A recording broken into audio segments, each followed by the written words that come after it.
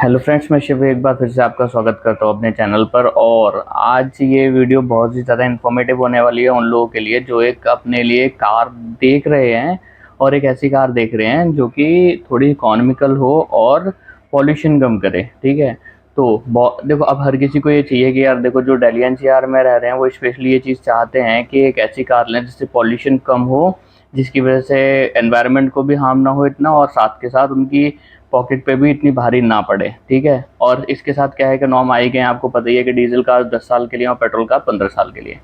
तो इसी को ध्यान में रखते हुए अब हर कोई सीएनजी की तरफ शिफ्ट हो रहा है। अब जिसकी वजह से क्या है कि अब हर कंपनी ने अपनी सीएनजी में कार लॉन्च करना शुरू कर दी है। जो गाड़ियां पहले सीएनजी में नहीं आती थी, एक या दो ही कार कंपनी अपनी रखती थी सीएनजी में, अब अधिकतर मॉडल्स उन्होंने वो सीएनजी में ऑफर करने लगी हैं कंपनियां, और नए नए मॉडल्स लेके आ रही है। जो नई नई कार आ रही हैं, जैसे सुजुकी में भी ग्रैंड विटारा है, एक मतलब एक लग्जरी कार है, प्रीमियम कार है उनकी, उसको भी वो सीएनजी में अब दे रहे हैं। ठीक है, तो एक तो ये रीज़न है। दूसरा रीज़न क्या है कि बहुत से लोग ये सोचते हैं कि यार देखो, कार कोई सी भी ले लें हम, पेट्रोल में सीएनजी बाहर से लग ही जाती है। ठीक है, नो इशू, लग जाती है, और ये आज से नहीं सालों से लग रही है। ठीक है, इसमें कोई बुरी बात नहीं है। बट अब कंपनी फिटेड में बोलते हैं कि यार कंपनी फिटेड लेने में फ़ायदा है, बहुत बहुत हर कोई हमें ये राय देता ही देता है। बट ऐसा क्या है जो कंपनी फिटेड में मिल जाता है हमें और बाहर से जो हम फिटिंग कराते हैं उसमें नहीं मिलता है? अब बहुत से लोग बोलेंगे कि ट्यूनिंग जो होती है कंपनी वाले अच्छी करके देते हैं, और फिटिंग थोड़ी सी नीट एंड क्लीन होती है, वायरिंग वगैरह ज़्यादा फैलती नहीं है, और जो फिटिंग होती है बहुत अच्छी होती है, और जहाँ से हम लोग पेट्रोल फिल कराते हैं वहीं से हमें नॉब मिल जाता है गैस फिल कराने के लिए। तो ये थोड़ी कन्वीनियंट हो जाती है, नहीं तो वैसे ज़्यादा डिफरेंस नहीं आता है। ठीक है, तो जी नहीं, ऐसा नहीं होता है। ठीक है, हम मुझे भी यही चीज़ से यही कन्फ्यूजन था आज तक मुझे भी, कि हाँ यार देखो, इतना ज़्यादा कोई डिफरेंस नहीं होता है। यही डिफरेंस होते हैं कि हाँ, आपको ट्यूनिंग अच्छी मिल जाएगी जिसकी वजह से एवरेज अच्छा मिलेगा और पिकअप भी अच्छा मिल जाएगा।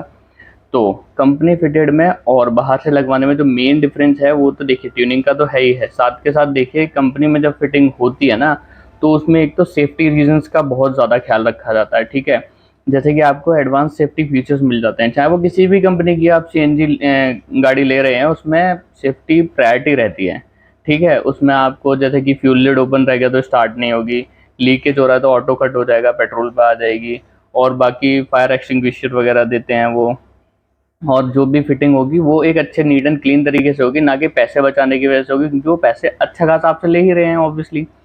तो अब इसमें क्या होता है कि यार ये सेफ्टी तो एक आई गई, इसके साथ साथ क्या होता है कि आपके इंजन की चीज़ जो होती है, इंजन की लाइफ भी बढ़ जाती है जो होती है ना, आप अगर कंपनी फिटेड लेते हो। अब वो कैसे होता है? अब होता क्या है कि आप देखोगे, हम में से काफ़ी लोगों को नहीं पता, हम इतने टेक्निकल नहीं है ना, हमें इतनी ज़्यादा टेक्निकल चीज़ें जानने की क्यूरियोसिटी होती है।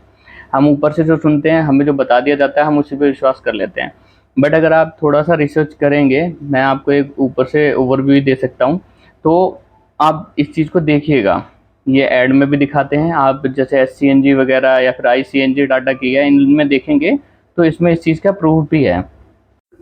तो जो ईसीयू होता है वो गाड़ी का मेन पार्ट होता है। जैसे ब्रेन बोलते हैं ना हमारी बॉडी में, अगर ब्रेन डेड हो गया तो पूरी बॉडी बेकार है, तो ऐसे ही एक ईसीयू होता है जो कि हमारे गाड़ी का ब्रेन होता है एक तरीके से।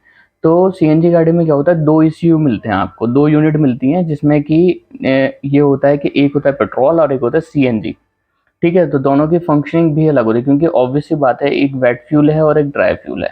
ऑब्वियसली पेट्रोल वेट फ्यूल है और सीएनजी ड्राई फ्यूल है, गैस है, लिक्विड की फॉर्म में होती है, बट वो अल्टीमेटली जब जाती है तो कंप्रेस होकर वो गैस की फॉर्म में ही इंजन में जाती है, जिसकी वजह से कंबशन होता है और वो फिर एनर्जी में कन्वर्ट होता है तो एक वेट फ्यूल ही, जिसकी वजह से क्या होता है कि इंजन बहुत ही सूखा सूखा रहता है। ठीक है, जब सूखा चलेगा तो देखिए इंजन को हार्म भी होगा, सीधी सी बात है। तो जो पेट्रोल गाड़ियां बनती हैं वो तो प्योर पेट्रोल के हिसाब से बनती हैं, क्योंकि वो वेट फ्यूल है। तो अगर आप बाहर से लगवाते हैं तो उसमें जो कंपोनेंट्स हैं उनकी लाइफ कम हो जाती है। क्यों? क्योंकि वो पेट्रोल के हिसाब से बने हुए हैं। अब वहीं अगर कंपनी फिटेड सीएनजी लेते हो तो उसमें क्या होता है ना, कि जैसे कि जो इंजन में जो पार्ट्स होते हैं कुछ, स्पेशली जैसे मैं बात करूं वॉल्व्स की, तो सबसे ज़्यादा प्रॉब्लम उन्हीं में आती है। जो वॉल्व्स होते हैं इंजन में, पिस्टन के ऊपर जो हेड में होते हैं, वो वॉल्व की जो क्वालिटी होती है वो ज़्यादा अच्छी रखी जाती है सीएनजी के लिए। जिसमें सीएनजी फिटेड होती हैं उनकी वॉल्व की क्वालिटी एक्स्ट्रा अच्छी रखी जाती है। आप चाहें तो किसी भी शोरूम पर जाके सीएनजी के वॉल्व्स और नॉर्मल पेट्रोल गाड़ी के वॉल्व्स की कॉस्ट पता कर सकते हैं, आपको पता चल जाएगा कि क्वालिटी में और प्राइस में दोनों में डिफरेंस मिलेगा आपको। ठीक है, तो उससे आप पता लगा लेंगे कि हाँ ये चीज़ है। तो वो भी अच्छी लगती रहती है। अब ऑब्वियस सी बात है कि अगर क्वालिटी बढ़ाई गई है उनकी तो एक रीज़न ही होगा, और रीज़न यही है कि वो एक ड्राई फ्यूल है जिसकी वजह से ये वाल्व जल्दी ख़राब हो जाते हैं। तो इसीलिए ये चेंज है मेन। और इसके बाद देखिए ये सारी चीज़ें हो गई। अब इसकी वजह से क्या होता है, और भी पार्ट हैं जो अगर वाल्व ख़राब होगा उसके बाद पिस्टन रिंग वगैरह ये सारी सील वगैरह ये जल जाते हैं। तो ये क्या है ना कि हम लोगों के जो दिमाग में मिथ है हमें उसे दूर करना पड़ेगा। और अगर हम एक सीएनजी कार चाहते हैं, एक सीएनजी कार लेना चाह रहे हैं, तो ट्राई करें हम कि हाँ एक कंपनी फिटेड सीएनजी कार ही लें, ना कि हम एक पेट्रोल कार लेके बाहर से सीएनजी लगवाएं। क्योंकि अगर हमारे पास ऑप्शन नहीं होते, पहले क्या होता था हमारे पास ऑप्शन नहीं होते थे, हमें अगर मानिए किसी के पास अच्छा बजट भी है, उसको कार लेनी है कोई सी, पर उसके टॉप मॉडल में सीएनजी नहीं मिलेगी, या फिर किसी का ज़्यादा बजट नहीं है तो बेस मॉडल में सीएनजी नहीं मिलेगी।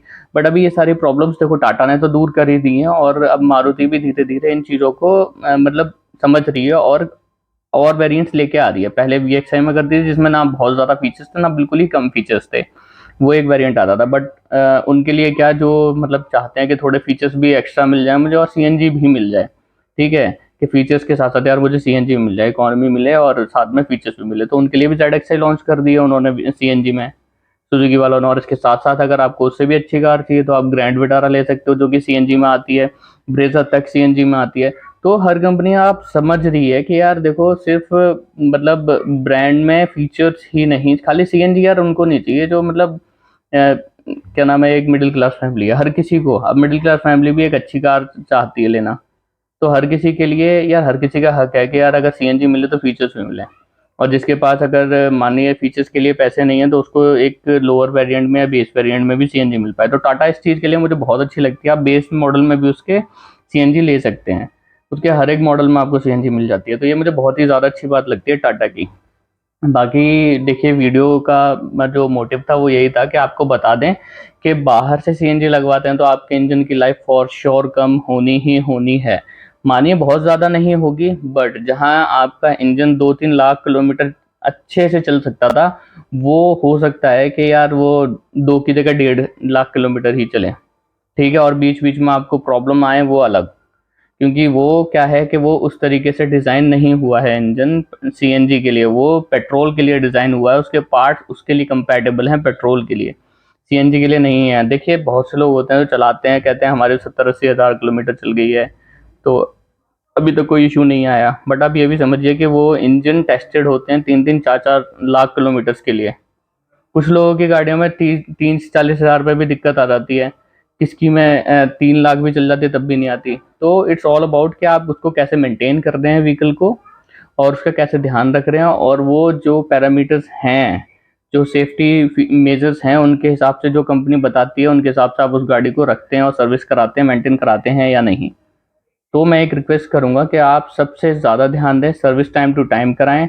और अगर हल्की सी भी कुछ आवाज़ आती है, आपको कोई प्रॉब्लम लगती है अगर आपकी गाड़ी में है, वो किसी भी चीज़ से हो सकती है, आपको समझ में आ रही है बहुत अच्छी बात है, नहीं आ रही है तो आप जाके पता करें, उसको सिर्फ ठीक ना कराएं, वहाँ जाके पूछें क्यों आ रही थी, किस पार्ट की आवाज़ थी और किस वजह से हुआ वो। तो रीजंस आप पता करेंगे तो उस चीज़ को आप इम्प्रूव कर पाएंगे, अगली बार वो गलती नहीं करेंगे। और अगली बार अगर वो आवाज़ आती है तो आप समझ जाएंगे कि हाँ ये इस चीज़ की आवाज़ है, और उसको पूछें कि इससे कोई प्रॉब्लम तो नहीं है। अगर आप कहीं फंस जाते हैं या कुछ करते हैं तो सीधे सीधे आप किसी की एडवाइस ले ही लें, ठीक है।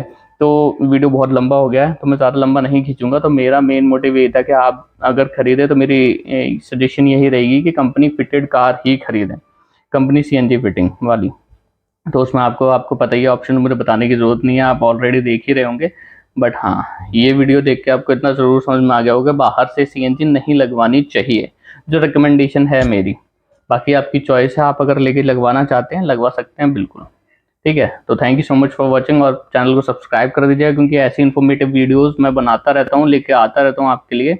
और अगर आपको किसी चीज़ के ऊपर वीडियो चाहिए, किसी चीज़ के लिए आपको आपके पास किसी चीज़ से रिलेटेड क्वेरी है कोई, तो आप फॉर श्योर कमेंट करके बता सकते हैं। मैं बिल्कुल उसके ऊपर अगर मुझे पता होगा तो वीडियो बनाऊंगा, नहीं तो रिसर्च करके बनाऊंगा, बट आपको वीडियो ला के दूंगा उससे रिलेटेड। तो thank you so much for watching, good day.